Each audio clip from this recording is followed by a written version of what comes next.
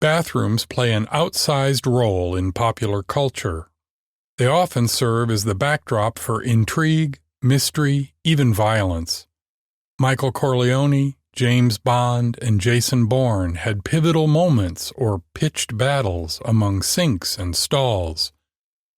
Jurassic Park's only on-screen death of a human took place on a toilet. And who can forget the shower in the Bates Motel from Psycho?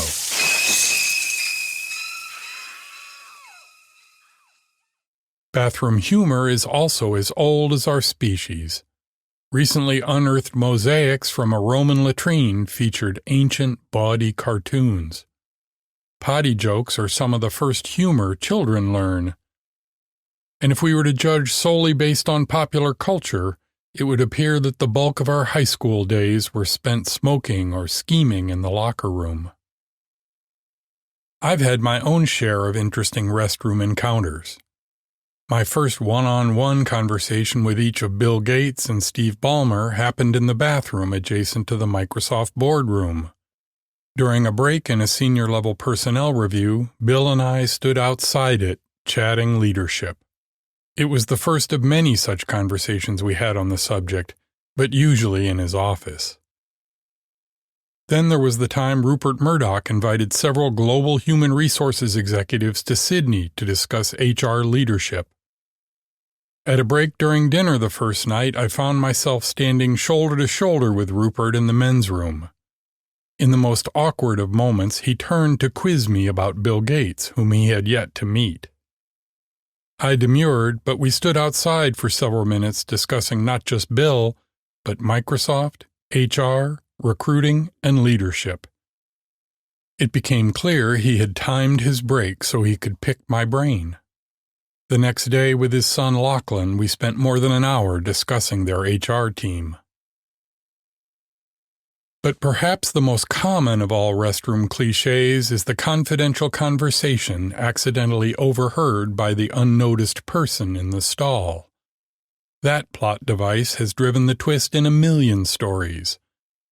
When it happened to me in real life, it cemented my perspective on visions and their role in leadership. And that's what this is all about.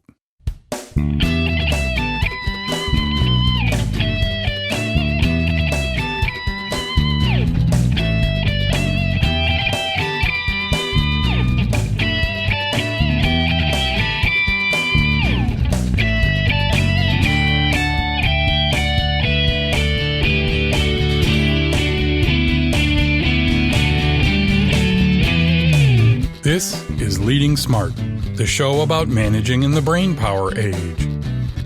It's a field guide to the joys and challenges of leading and working in the modern workplace. I'm Chris Williams, your guide to the stories and ideas that I hope will inspire you to be a better leader in the world of knowledge work. This is the fourth and last of our episodes on the importance of having a vision. In this episode, we'll look at how to use your well-crafted vision. This is episode 14, Hocus Focus.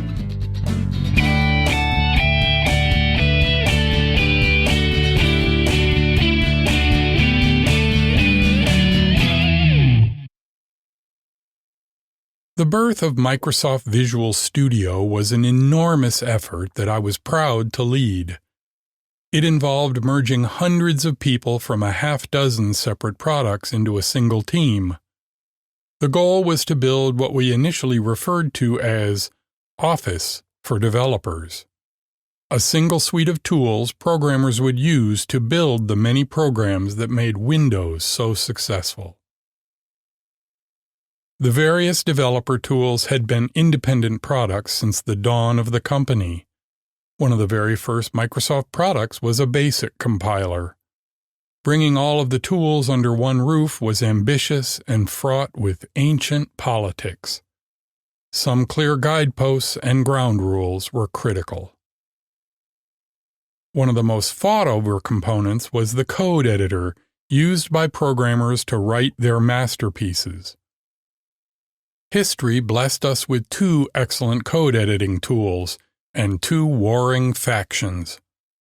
One celebrated ease of use, the other rich features for power users. Unfortunately, that was one too many. Our customers wanted to use and learn a single tool. They also wanted to take advantage of any of our languages in that one editor. Internally, it made little sense for two teams to work in parallel on difficult and complex code. The product management team and I agreed, and we set a single editor as a core component of the project's vision. We had to find a way past the internecine warfare. During a break in one of the most heated meetings on the subject, I was in a bathroom stall. Two meeting participants entered in mid-conversation, unaware of my presence. One suggested we simply give up and ship both editors. The other said, without hesitation, "There's no way Chris would buy into that. He said from the start, one editor." I relished the moment in silence. When the meeting resumed, I didn't have to say a word. The teams worked it out. Though it took some heroic efforts, we eventually did ship a single, common editor. The product sold over $100 million in its first year. The common editor was a key reason why.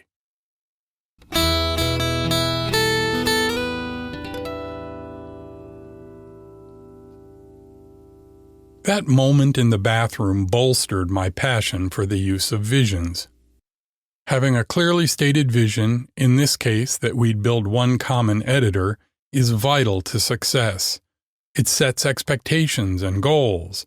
It clarifies decision-making, and it makes communication easy. The other lesson I learned from that bathroom was that it's impossible to repeat the vision too often. I felt like a broken record, constantly reminding everyone about the vision. I was weary from regurgitating the same sentences over and over. I thought, these people must be so tired of hearing the same thing from me time and again. It took my admin, Jill Hoover, to set me straight. As the master of my schedule, she pointed out that I was constantly meeting with different teams, with new sets of people. Some of them were hearing the vision for the first time.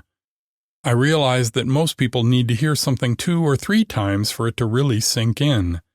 And it's not until it becomes a relentless drumbeat that they realize that this is something you're dead serious about, that it's really important, that it is immutable. What seemed like repetition and monotony to me was being read by the team as clarity and consistency. That very broken record quality was in fact its strength. And that strength allowed it to become the other thing that good visions are, the heart of decision-making. As I saw in that meeting about the editor, having a clear vision of a single editor allowed me to step back. It freed those building it to work out the problems without micromanagement. I made one key decision, the selection of the editor for the foundation. With that key choice, the details became clear to everyone involved. The teams quickly worked to integrate the 2 code bases. There were thousands of small decisions that needed to be made, but given the overarching vision, I didn't have to make them.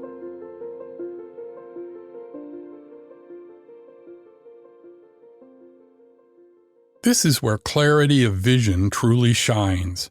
If the vision is well understood from the bottom to the top of the organization, people feel empowered to make the many small decisions they face every day. They simply know the right thing to do. Which choice realizes the vision? Great, do that. Nordstrom is an oft-cited example of vision in decision-making. For well over a century, customer satisfaction has been their cornerstone. Not profit margins, not gross sales, not customer throughput. Customer satisfaction is their top goal based on the belief that it will drive all the other metrics. As their website states, fashion changes, shopping changes, our commitment to happy customers doesn't. Nordstrom implements this in their famous return policy, where they accept items regardless of the date of purchase. Returns are accepted on a case-by-case basis as decided by the frontline employee at the register. The clerk knows that customer satisfaction is the primary goal and that the company supports their decision. Does accepting this return retain a valuable customer, or does it simply encourage misuse? Their call. It's empowering for the employee, it delights many customers, and it frees management to worry about larger issues. Certainly there's a fraction of abuse, but that cost is well worth it. Key to making Nordstrom's customer satisfaction vision work is the consistent support of the entire leadership chain. The first time the vision isn't taken seriously, the instant it is ignored in decisions, it collapses.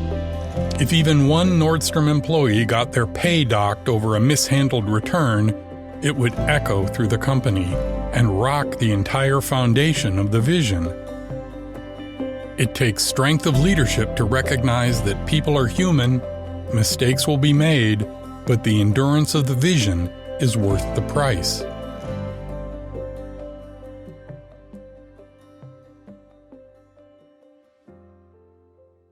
You see the banner in the workshop, "Safety is our #1 priority," or the sign behind the register, "The customer is always right." Ford ran ads with, "Quality is job one." Countless companies have similar phrases plastered on their trucks, IDs, or business cards. When there's an incident, the spokesperson trots out, "The safety of our customers comes first." And no one believes a word of it, because time and again their leadership proves these words hollow. They make business decisions that make it clear safety is not their #1 priority, that the customer is often wrong, at least from the company's perspective, that quality, while important, is certainly not more important than profits. The employees don't believe it, neither do their customers. They become hollow, empty words, just cartoon gibberish. Not to be trusted, just more hype. This erosion of value then taints everything else. Everyone wonders if words really matter. Further, they learn that if words and actions don't match, follow the actions. Believe nothing your leadership tells you, watch what they do. Eventually, all anyone can do is wait for the actions. The result is a lag that can be fatal for an organization on the move. If no one acts on words but needs to wait for actions, the delay is painful to watch and can be a huge competitive disadvantage. Stretch goals or lofty objectives are ignored as everyone waits on the other to make the first move. Worse, this corrosive attitude leaches through every pore of the organization. Cynicism abounds. Trust is eroded. It eventually spills out to the customers who see the internal despair and rot. The downward spiral is relentless. All because they didn't say what they mean or do what they said.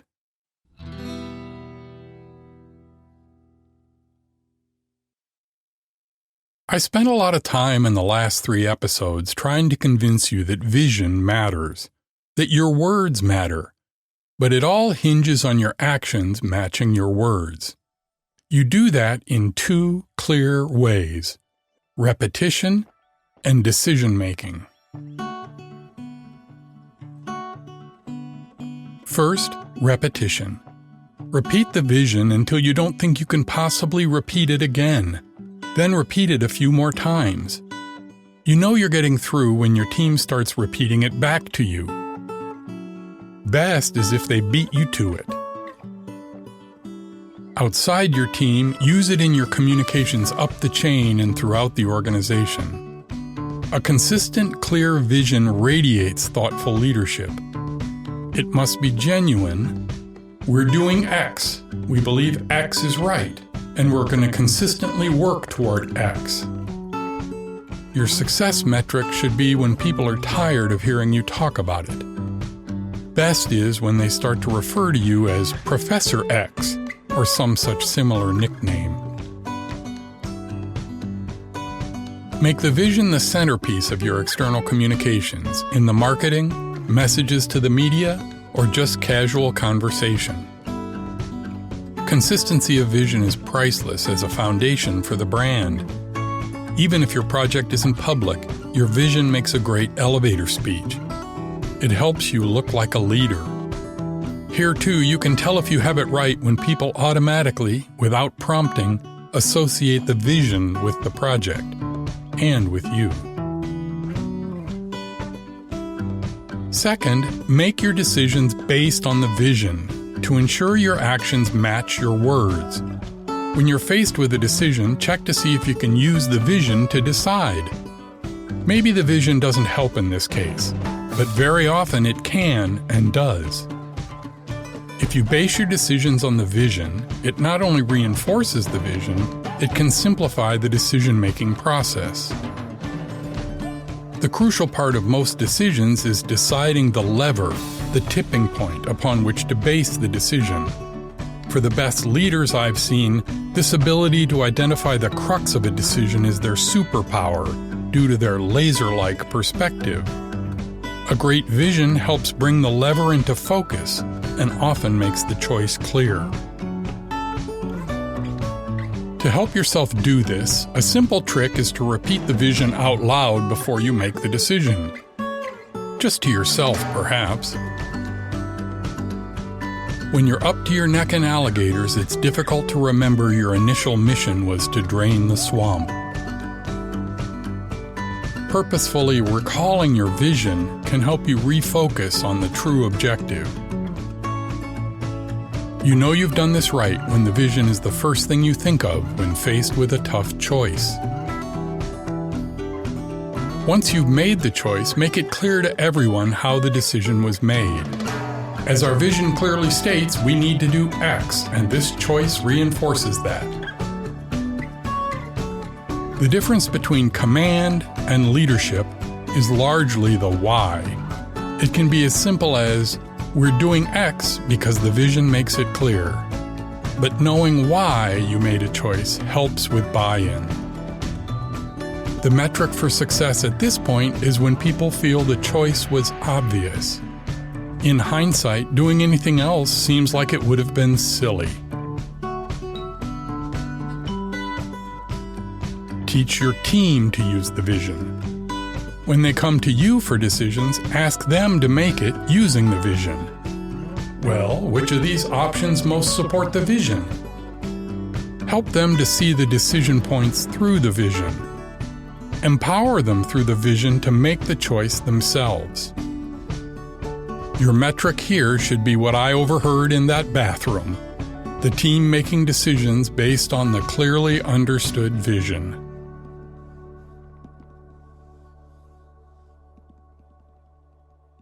Through all of this, if your vision doesn't fit, you'll know it soon. If your vision doesn't help, perhaps you have the wrong vision. But more often than not, a good vision will provide the clarity and focus your project and your team need, even crave. In summary, it's not enough to have a vision, you need to use it to make the thousands of decisions project leadership entails. And the best way to use your vision is to repeat it over and over to your team, to your peers, to your leadership, to your customers, until, as they say, you're blue in the face. Echo your vision before you need it, as you make decisions with it, and after you've used it. In the end, your great vision will prove to be the magical point of hocus pocus.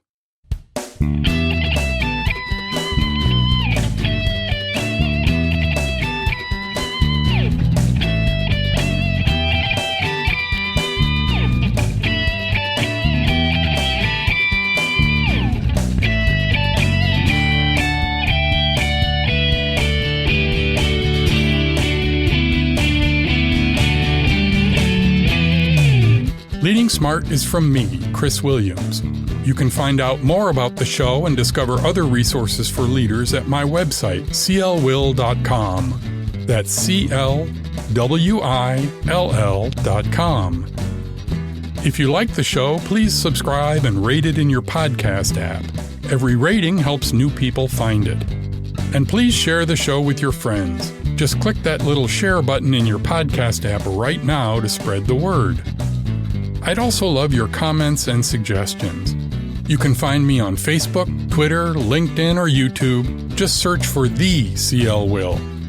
Or you can send me an email to pod@clwill.com. No matter how you choose to engage, I look forward to hearing what you have to say. That's it for this episode and for our look at the importance of vision. In the next episode, we'll dive back into the details and begin a series on firing, on when and how to let go. We'll begin by looking at how to handle prima donnas. It's called Superstar. I hope you'll listen. Until then, please remember that each of the several dozen decisions you make today are part of Leading Smart.